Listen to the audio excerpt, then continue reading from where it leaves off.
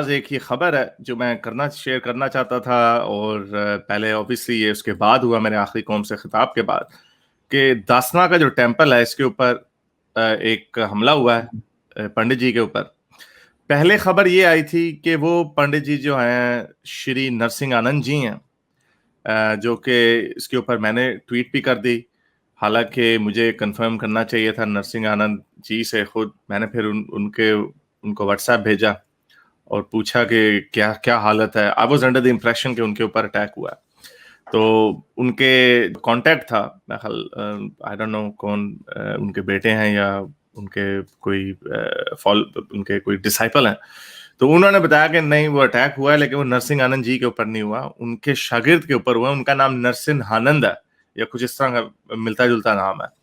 तो मैंने इसलिए इसके ऊपर किया क्योंकि जैसा कि आप लोगों को पता है, मैंने आपसे खबर शेयर की थी, कोई मेरा ख्याल 5-6 महीने पहले की बात है कि मेरी उनके साथ बात हुई थी बड़ी डिटेल में। 1 घंटे पे मेरी व्हाट्सएप पे उनके साथ बात हुई थी और उनको हमने यही कहा था, जो उनसे तबादला ख्याल हुआ था, मैंने उनको यही कहा था कि मैं आपके पॉइंट ऑफ व्यू से एग्री, पॉलिटिकल व्यू से बिल्कुल नहीं एग्री करता और मुझे लगता था कि उनका बहुत बड़ा नैरेटिव जो है वो पैरानॉइड है, यानी वो पैरानोया के ऊपर बिल्ट है।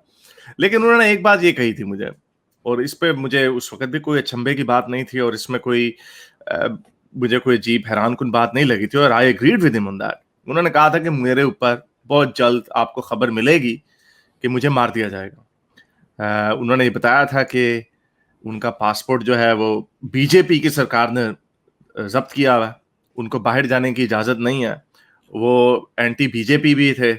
और तो ये सारी चीजें साथ साथ चल रही थी। उन्होंने मुझे बताया था कि हारिस बेटा, अगर मुझे कुछ हो जाता तो मेरे बारे में बात जरूर करना। तो वो मेरे, आई होप कि उनको कुछ ना हो, आई होप कि वो, मैंने उनको भी कहा कि आप अपनी सिक्योरिटी का ख्याल रखें।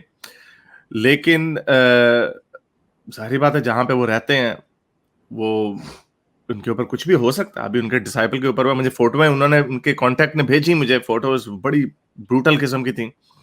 बड़े जख्मी था वो बंदा, उसको वो वहां पे सोता था उस मंदिर में मेरा ख्याल। तो वो कोई भी हो सकता था और मेरा ख्याल उनकी नीयत नरसिंह आनंद जी के ऊपर ही हमला करने की थी। तो मैं बस यही कहूंगा कि ये इन लोगों को होश के नाखून लेने चाहिए। ये जो जिस तरह की हरकतें, वायलेंस वाले लोग हैं दोनों तरफ के, और मैं इसमें इक्वेट नहीं कर रहा इस वक्त जो विक्टिम है वो विक्टिम है, नरसिंह आनंद जी का जो डिसाइपल है। नरसिंह आनंद जी के साथ जो हुआ है वो नहीं होना चाहिए। जो ये काम करता उसको उसको सख्त से सख्त सजा मिलनी चाहिए। और ये, you are not doing any favour, आप किसी मुसलमान को फेवर नहीं कर रहे, आप मुस्लिम उम्मा को फेवर नहीं कर रहे। जब आप इस तरह की हरकतें करते हैं, you play in the hands of those, अपने अपोनेंट्स के हाथ में आप प्ले करते हैं। मुझे पता है नरसिंह आनंद बड़ी सख्त जबान इस्तेमाल करते हैं और उनका एक्सपीरियंस है, उनका और तरह का एक्सपीरियंस है। आपको क्या लगता है अब इसके बाद वो हल्की जबान इस्तेमाल करेंगे? आपको क्या लगता है वो अब चुप करके बैठ जाएंगे? इससे जो फर्वर है, जो रिजेंटमेंट है, एक खास किस्म की सोच जो है मुस्लिम उम्मा के अंदर। हालांकि हमने जो अभी सर्वे देखा था, इंडिया के मुसलमान तो बड़े इनलाइटेंड है। हमने जो सर्वे अभी पीयू का देखा था उसमें 23% लोग दिवाली मनाते थे। उसमें हिंदुओं से ज्यादा मुसलमानों ने पॉजिटिव साइन दिया कि who will have Hindu as a neighbour. मुसलमान जो थे, जो के पता नहीं कितने परसेंट, मुझे भूल गया कितने परसेंट ऐसे थे जो वही नहीं करना चाहते, जो आखिरत पे यकीन नहीं रखते, और बट दे आर स्टिल मुस्लिम। पाकिस्तान में ऐसे आपको मुसलमान नहीं मिलेंगे।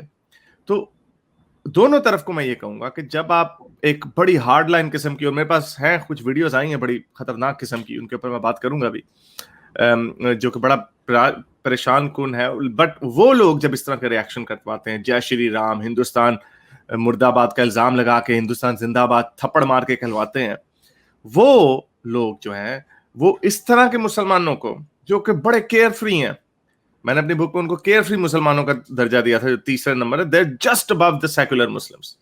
यानी उनको कोई इतना नहीं होता, बस वो नाम के मुसलमान होते हैं। आप उनको भी इस्लामिस्ट और जिहादिस्ट नैरेटिव की तरफ पुश करते हैं।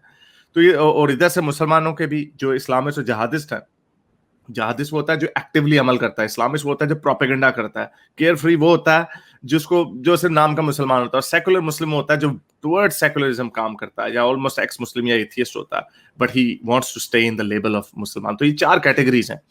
तो आप लोग जब ये केयर इस तरह की हरकतें करते हैं, जो शिद्दत पसंद हिंदू हैं, वो इन केयर फ्री मुसलमानों को और इवन के सेकुलरिस्ट मुसलमानों को भी ऊपर की तरफ, जहादियों की तरफ पुश करते हैं। तो ये दोनों तरफ से अक्ल से काम लेना चाहिए। इसीलिए कहा जाता है कि टॉलरेंस, इनलाइटनमेंट और मजहब से दूर सरकार का जो कॉन्सेप्ट है वो सबसे बेहतर कॉन्सेप्ट है। गालिब, आप कुछ कहना चाहेंगे इसके ऊपर? सर बिल्कुल, सेकुलरिज्म जो है वो अगर आप समझते हैं कि सोसाइटी में कोई इक्वालिटी हो सकती है तो सेकुलरिज्म के बगैर नहीं हो सकती। किसी भी कंट्री में, जो कंट्री सेकुलर नहीं है या जो पर तो बोल रहा है कि वो सेकुलरिज्म को किसी तरीके से ख़त्म कर दें, वो कंट्रीज वाकई बड़े ख़तरनाक हैं। और ये लोग ये नहीं समझ, इन लोगों को ये समझना चाहिए कि अगर आप सेकुलरिज्म को हटाएंगे तो आप पाकिस्तान ही बनेंगे। क्योंकि दुनिया में जितने भी नॉन सेकुलर कंट्रीज हैं उनमें से मैं आपको दावे से कहता हूँ जहाँ पे मजहब की इन्वॉल्वमेंट है, उनमें से कोई भी ऐसा कंट्री नहीं है जो कि तरक्की याफ्ता आपको नजर आता है। ईरान नहीं आपको नजर आ रहा, पाकिस्तान आपको नहीं नजर आ रहा, अफगानिस्तान में क्या हो रहा है, इवन के तुर्की में भी डाउनफॉल हो जाएगा अगर इन्होंने ज़्यादा इसी तरह काम रखा।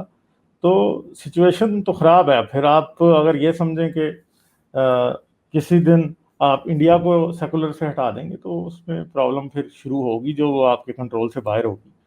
ये बात। मेरे इस नेक काम को जारी रखने के लिए मुझे पेपैल या पेट्रियन पे जरूर सपोर्ट कीजिए, ताकि मैं अपना पैगाम ज़्यादा से ज़्यादा लोगों तक पहुंचा सकूं।